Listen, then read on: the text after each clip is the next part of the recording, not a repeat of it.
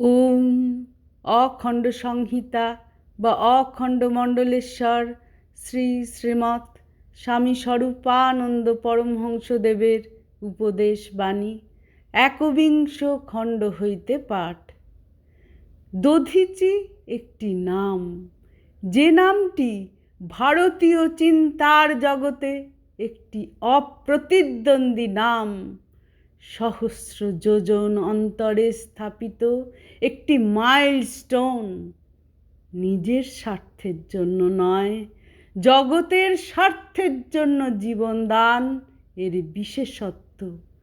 ছোট দান দিয়ে সে তুষ্ট নয়, বৃহত্তম দান, মহত্তম দান, সর্বস্ব উৎসর্গ করা দান হচ্ছে এর বিশেষত্ব।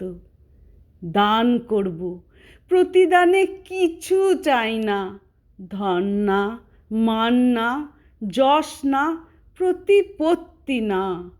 চাইব না কর্তৃত্ব, চাইব না নেতৃত্ব, চাইব না রত্ন খচিত স্বর্ণ সিংহাসন, চাইব না ইতিহাসের স্তুতি, চাইব না শ্রেষ্ঠত্বের স্বীকৃতি। এরই নাম দধিচির দান। হরি ওম।